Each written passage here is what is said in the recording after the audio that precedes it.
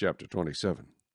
And when it was decided that we should sail to Italy, they delivered Paul and some other prisoners to one named Julius, a centurion of the Augustan regiment. So entering a ship of Adramyttium, we put to sea, meaning to sail along the coasts of Asia.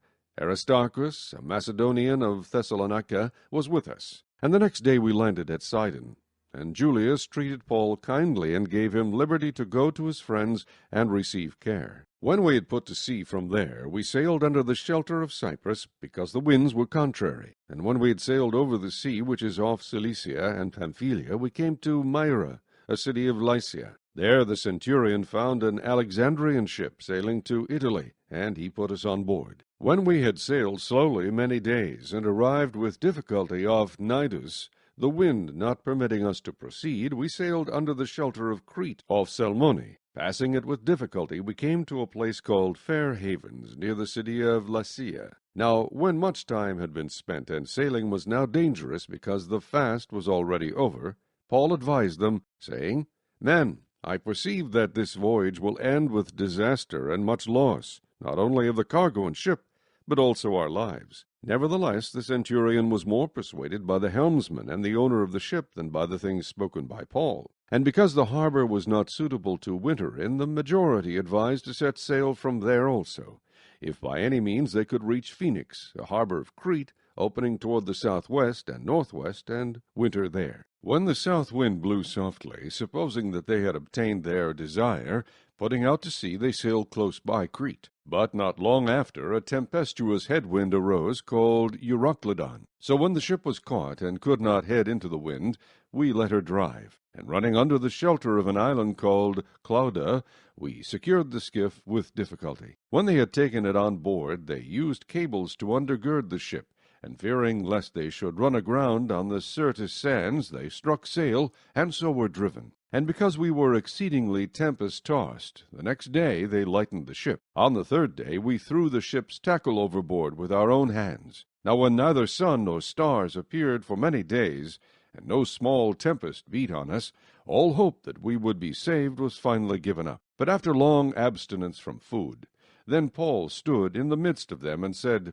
Men, you should have listened to me, and not have sailed from Crete, and incurred this disaster and loss. And now I urge you to take heart, for there will be no loss of life among you, but only of the ship. For there stood by me this night an angel of the God to whom I belong, and whom I serve, saying, Do not be afraid, Paul. You must be brought before Caesar, and indeed God has granted you all those who sail with you. Therefore take heart, men, for I believe God that it will be just as it was told me. However, we must run aground on a certain island. Now when the 14th night had come, as we were driven up and down in the Adriatic Sea, about midnight, the sailors sensed that they were drawing near some land, and they took soundings, and found it to be 20 fathoms. And when they had gone a little farther, they took soundings again, and found it to be 15 fathoms. Then, fearing lest we should run aground on the rocks, they dropped 4 anchors from the stern, and prayed for day to come. And as the sailors were seeking to escape from the ship, when they had let down the skiff into the sea, under pretense of putting out anchors from the prow, Paul said to the centurion and the soldiers, Unless these men stay in the ship, you cannot be saved. Then the soldiers cut away the ropes of the skiff, and let it fall off. And as day was about to dawn, Paul implored them all to take food, saying, Today is the 14th day you have waited and continued without food, and eaten nothing. Therefore I urge you to take nourishment, for this is for your survival, since not a hair will fall from the head of any of you. And when he had said these things, he took bread and gave thanks to God in the presence of them all. And when he had broken it, he began to eat. Then they were all encouraged, and also took food themselves. And in all we were 276 persons on the ship. So when they had eaten enough, they lightened the ship, and threw out the wheat into the sea. When it was day, they did not recognize the land, but they observed a bay with a beach, onto which they planned to run the ship if possible. And they let go the anchors and left them in the sea, meanwhile loosing the rudder ropes, and they hoisted the mainsail to the wind, and made for shore. But striking a place where 2 seas met, they ran the ship aground, and the prow stuck fast, and remained immovable.